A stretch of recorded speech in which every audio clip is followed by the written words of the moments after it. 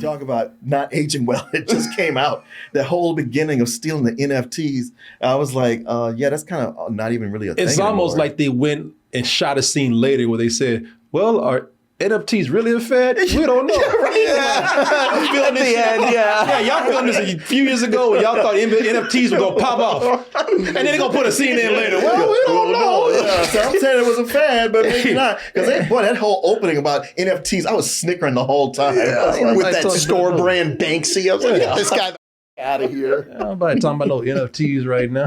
And the beginning of the movie's dumb. It's like, oh, we got $60 million. All right, on to the next job. It's like, what? Yeah. You're millionaires and you need to keep going? Like, it starts at the end. God damn it, Kevin Hart.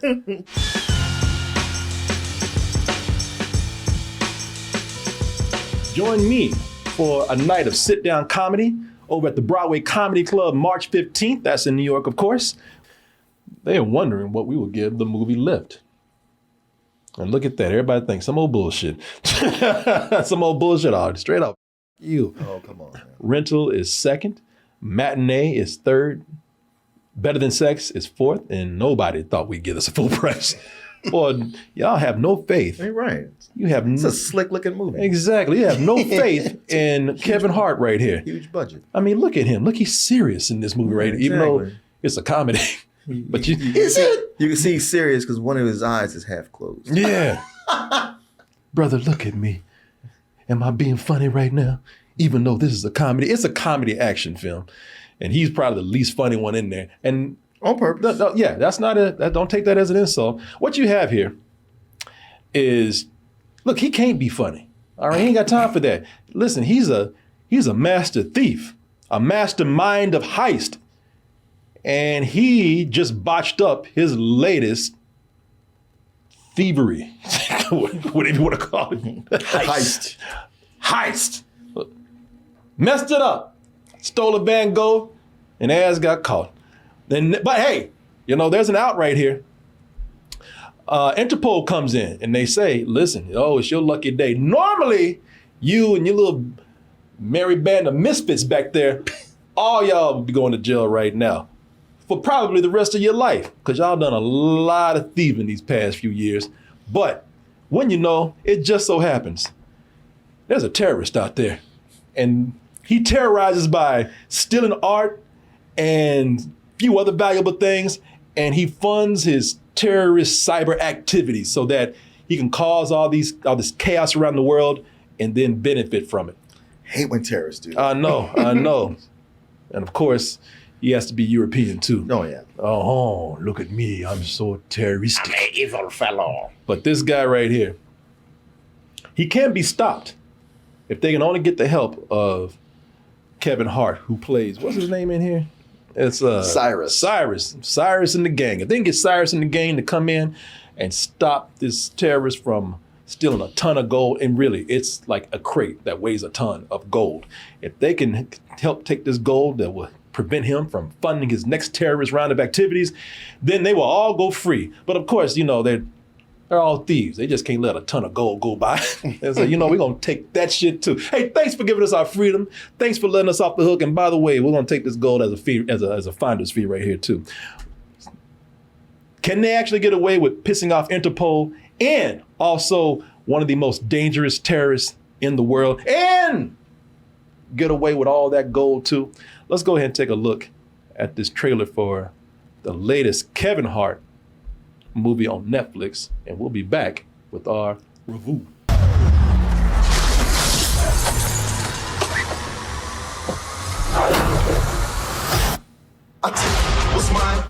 Listen, this is a heist movie. So when it comes to Hollywood heist movies, the heist is the least believable thing in the movie. No matter what heist movie you see. I mean, seriously, think about it. Think about all these heist movies. Tell me that you remember the details of any of them. I'm not sitting up here being negative about this, because the job of a heist movie is to make us believe in all of the crazy and impossible shit that they do. All right? I mean, even though none of this would ever happen. And they always do this by sleight of hand.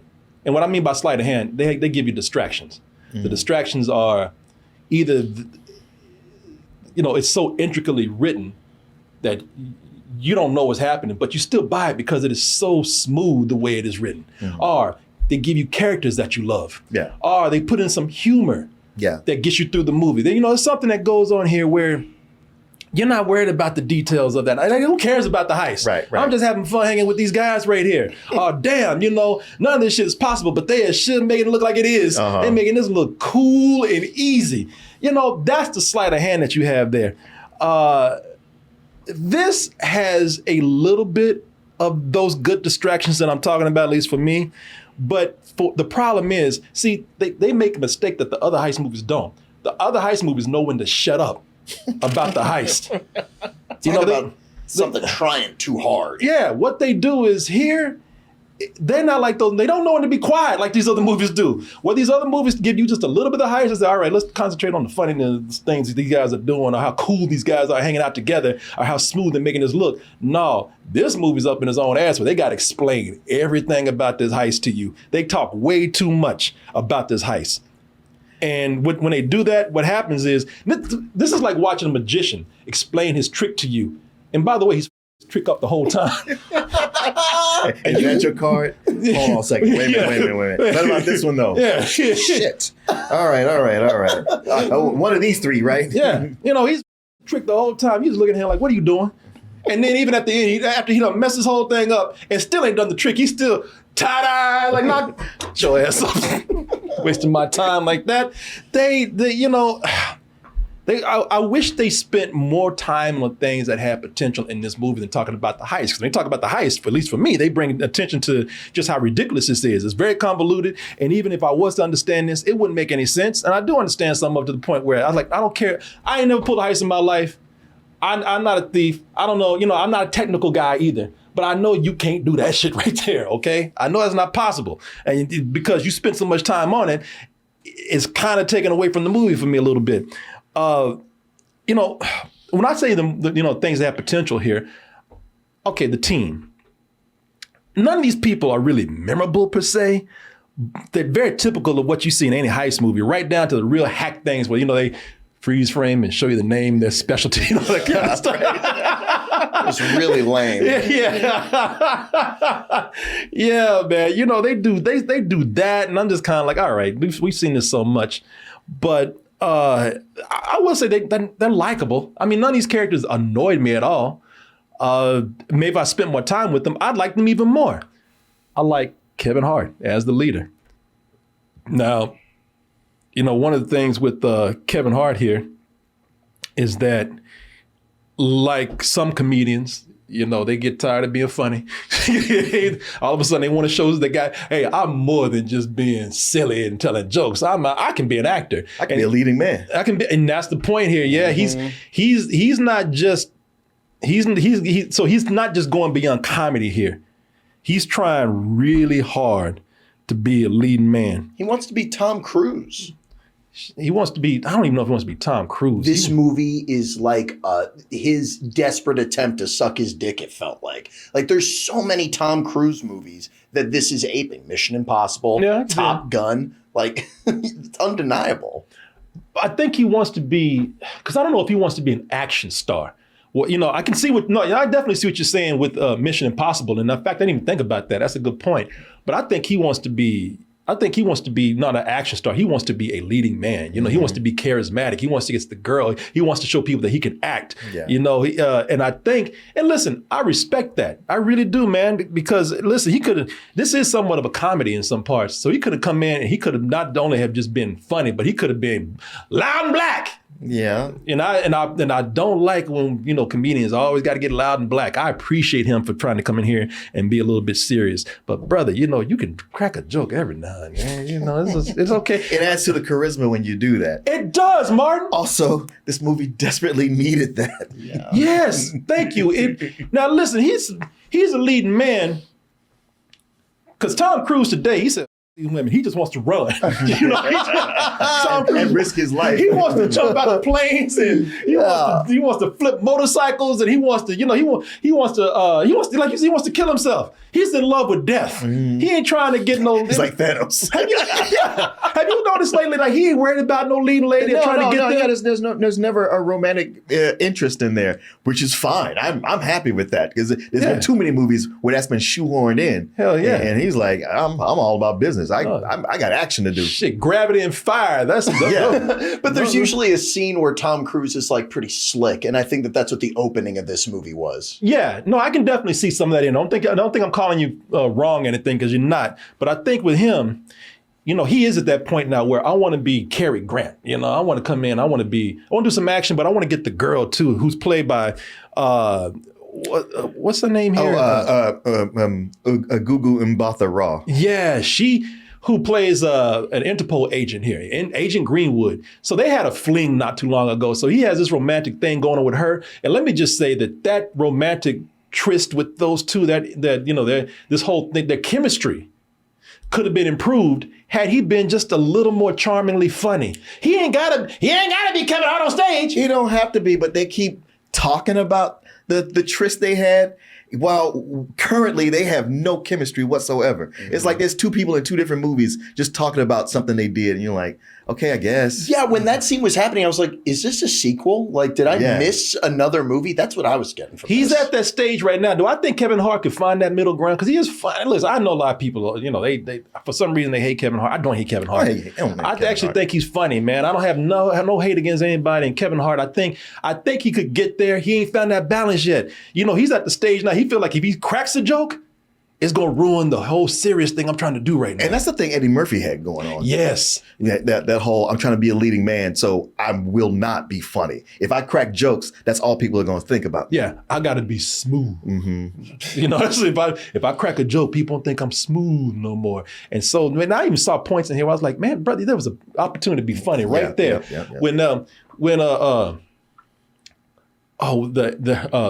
main agent, played by the Australian dude. Sam Worthington. Sam Worthington is surprised he's a dick in this movie. This is the most I've seen him act. I was going to say, yeah, like him being a racist, it actually made him have a performance. Through his entire career, I was like, wow, this guy has no personality. I wish they stopped trying to thrust him on us. And finally, I'm like, oh, he's actually playing a character now. No, he actually was doing something in here, man. And he kind of played sort of a asshole racist guy too in a way. And there's a moment where they have a stare off where Sam Worthington looks at him like that and come at me, bro. Kevin Hart don't do nothing. He just says, really? And I was like, mother, you could have made a little joke like, hey, I can shake my head too. You know, something. Yeah. Get your boy. Yeah, that was it. Yeah. Hey, get your boy. I would do more, but I'm smooth. Yeah. You know? It's like, come on, man. But he's not bad. I admire what he's trying to do here. No. I wish it could have benefited from being just a little more charmingly funny. The thing is, if he's going to be the leading man, the straight guy, he needs the rest of the crew to step up and be the funny ones. Mm-hmm. They don't do that. Nobody gave them that memo. Because they don't have enough time to be funny. Mm-mm. They're just making all they did, you know, humor for them is just taking little jabs at each other, like brothers and sisters do sometimes. Yeah, they don't have personalities. They have personality traits. They aren't characters. They're character types. Yeah. Yeah. I do like some of the moments that these people have. I just wish there was more. Vincent D'Onofrio, he plays Denton, who, listen, I don't know what he really brings to his team. To be honest with you. I can see why he accepted this role. Yeah, no, this role is good for him, but the character, what does he bring to the team? He don't bring a goddamn thing. Now, why they have him in the movie is because every heist team needs a master of disguise, and he ain't. Right. All right. And it's almost the joke of the movie. His disguises are terrible. His accents are horrible. Shit, the best disguise he ever had was that Kingpin outfit right there. And he's not even in this movie. So, you know, I will say that there are moments between him and Kevin Hart that were actually funny. And when I saw that, I was like, I wish that they had more scenes like that in this movie, which is why I wish they wouldn't focus so much on this implausible heist that they're doing. And I even like Billy Magnuson, who has the laziest name in the movie. He's Magnus. I know. I couldn't believe that. Like, did they think he wasn't going to remember his lines? But he's the only funny one in the movie. Yeah. And he's not really funny. It's just that he's trying. He's like, spastic. like he's got nothing. So when his scenes, he's like, I'm trying to get something in there. Yeah. And it's like, Billy, I appreciate your effort. It's too bad nobody else is supporting you here. Boy, they must have been on a time crunch when they gave me his name because they're like, his name is Billy Magnus, and they're like, your name is Magnus. Okay, shit. I mean, the whole script is just, it feels like just the bones of an idea, and it's just extremely underdeveloped. And it comes across, like, whenever they try to have deep moments in this, like, there's a part where they try to be philosophical. It's like, oh, would you guys shut the f- up and just steal something? Like, it gets boring. But it's short enough that it doesn't, like, lose your attention. Hey everyone, pardon me for stopping the flow of the show, but I have to give a word out to our sponsor right now, who is Shopify.com. And this is one of my favorite ad reads to do because this is where I get to take time out and talk to you, the very talented people in our Toasted community. For example, take this figurine right here. Look familiar? A lovely young woman made this figurine of me, fully posable. And look at this. Made one of Martin as well. Now, someone like that with that much talent should be going into business. And if you're someone like her, then you definitely need to know and get into Shopify. Shopify is the global commerce platform that helps you sell at every stage of your business, from the launch of your first online store to the millionth sale that you do. Shopify is there to help you grow. Whether you're selling socks or sake, Shopify will help you sell everywhere. They'll turn your browsers into buyers with the internet's best converting checkout, up to 36% better compared to other leading commerce platforms.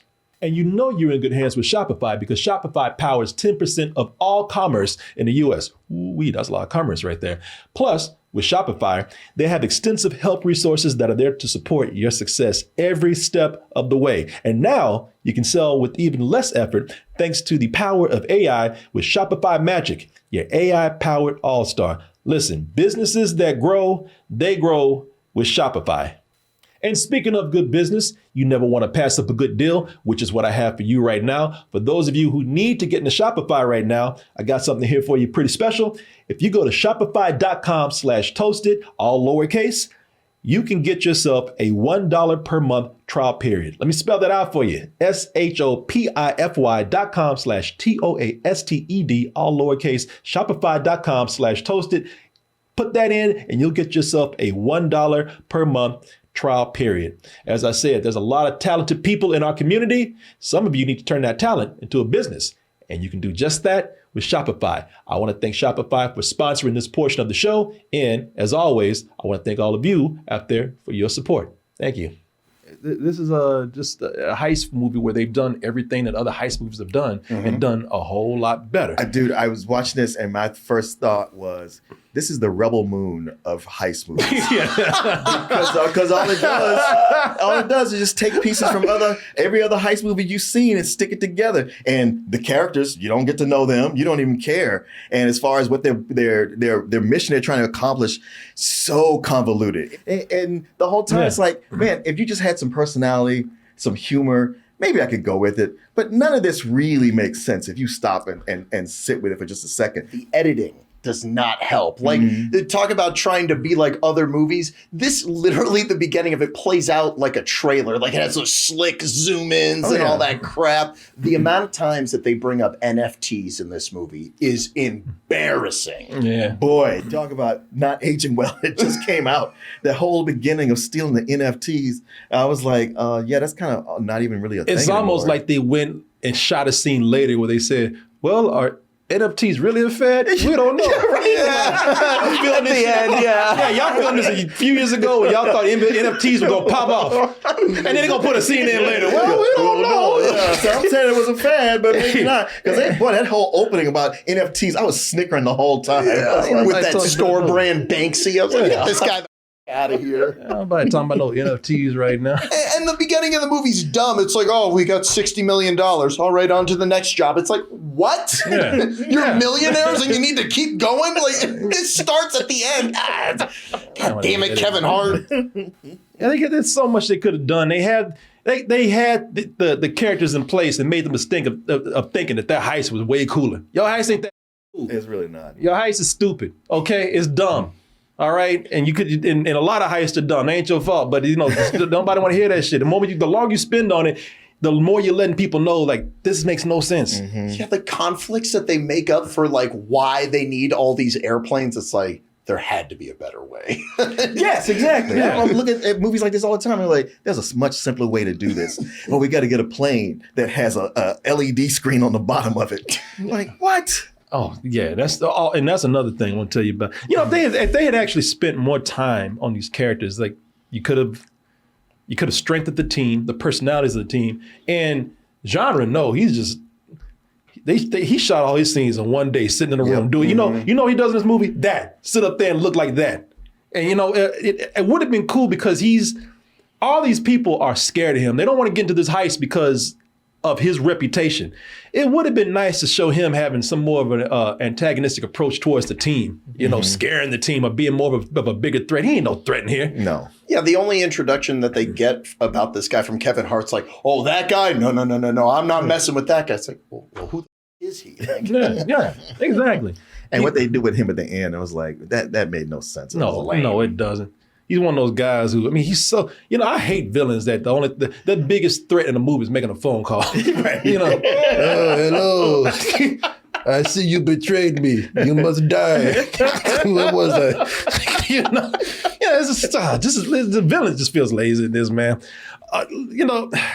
As likable as these characters might be, like I said, there's nothing to make them stand out from other heist films. And believe me, people, when I say I've seen better heist films, this one is way in the back of the line. Movies like The Bad Guys are a better heist movie than this right here. Better, yeah. Because there's nothing in here to really give it personality. See, that's the thing. As crazy as all these heist movies might be, and they are convoluted too if you really want to strip it back, but they have something that goes on with them.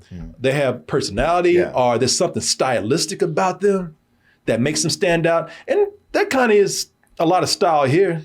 Only because Netflix is flexing, trying to show you how much money they got. How much was it? Was it 200 million? Was this 200 million? I read that somewhere, but oh my God. I mean, that sounds like way too much. Yeah, but it's toilet paper script. But it's still, and this script was on the blacklist for the longest time.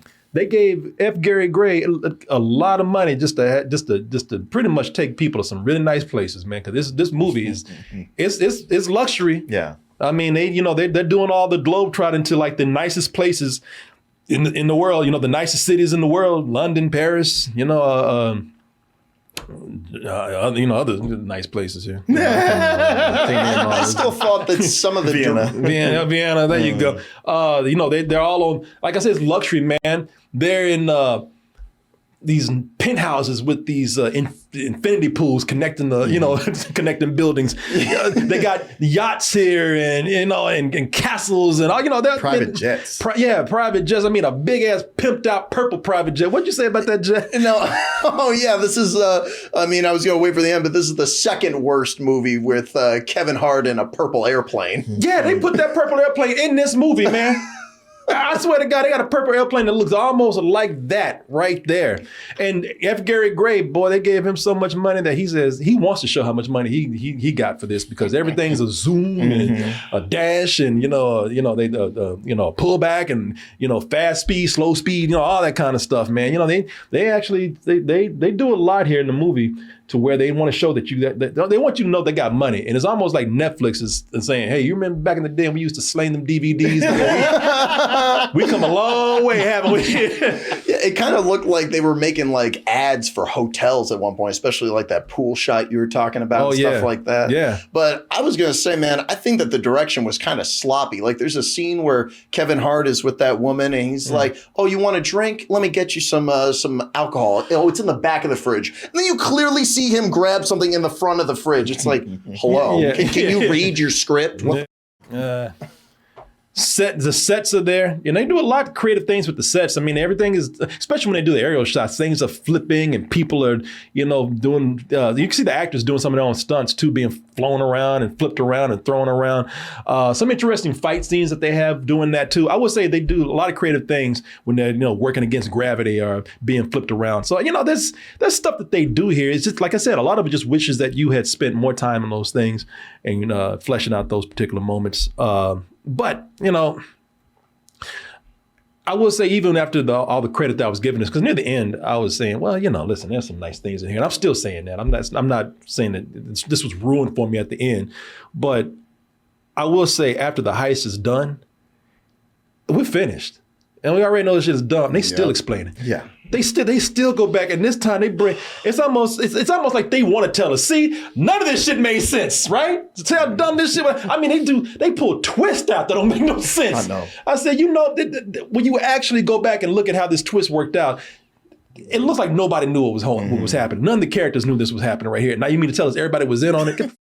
No, y'all ain't that good actors. Well, whenever you watch one of these movies and they seem distressed, it's like they always go back and go like, no, we were faking and we knew all No, you didn't know that was. No, you didn't know either. Gotcha. Yeah. All this money, man, all this slickness.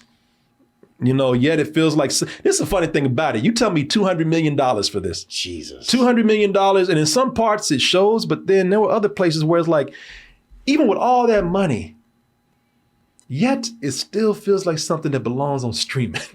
I mean, there's some cheap props in this movie. Well, there's some editing in here. Oh, yeah. It was just weird. It's supposed to kill somebody with a dog. This is probably just me, but I imagine if you would kill somebody with a dog, that's PG-13. So they ain't gonna show this dog ripping people apart. But I imagine you would kill somebody with a dog, and the shot's supposed to end with the dog. The dog gonna go like, rah! The dog just sit up there just barking like he's confused. You know what I'm saying? You remember that part? Oh, I remember that part. I forgot till you brought it up, and the way it just cut away, I was like, I think the guy lived. That dog looked confused.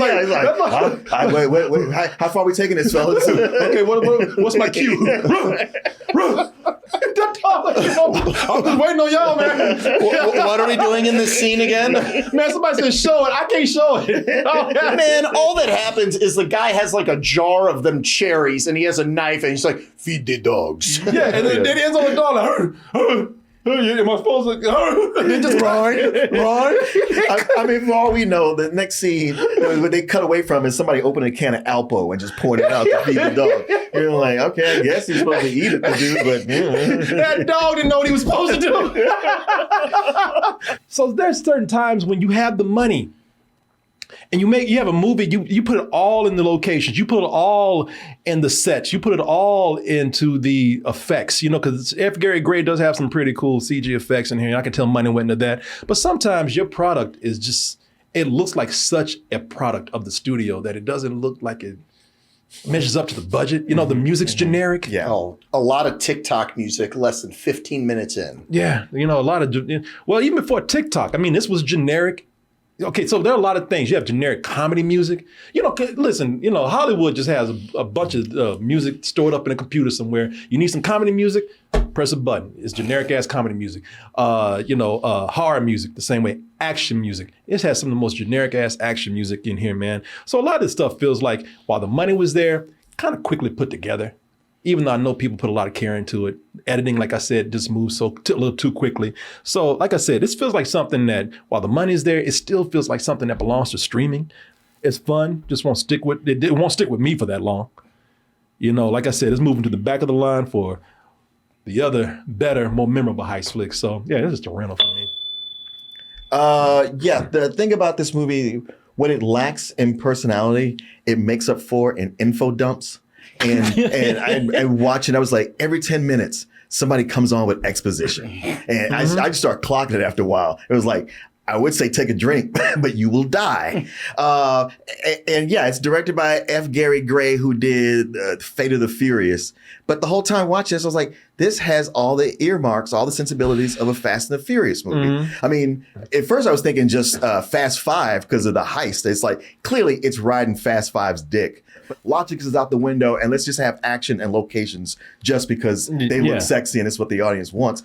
But you don't have Dominus crew that you've been riding with. Mm-hmm. You just got these bozos that with them telling you who they are and what they are, but you don't really see it. So there's nothing to attach yourself to.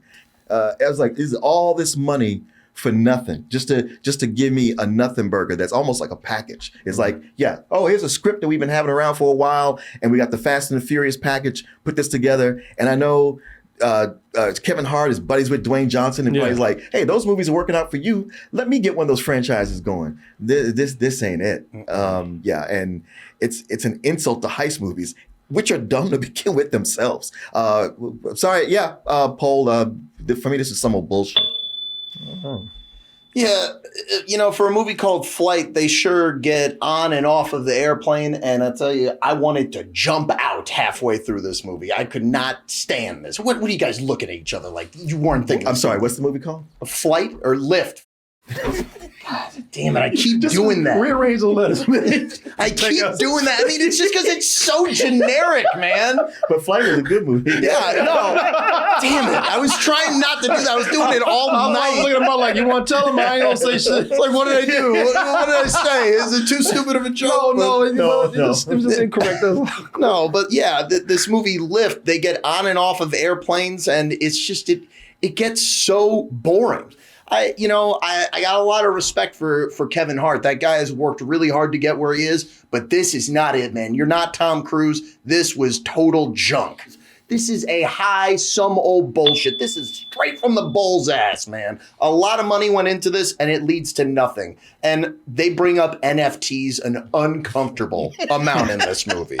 I was really disappointed by this. Yeah, I'm probably the most favorable out of this, and even mine. Let's just say if you put on a tomato meter, it would be a splat. Because I enjoy watching some parts of it, but yeah, and it's too many other good heist movies that you could be watching. One of them actually directed by F. Gary Gray. If you watch The Italian Job, he did that, and that's a much better heist movie than actually The Italian Job, which we're looking at right now. That's the one from 2003.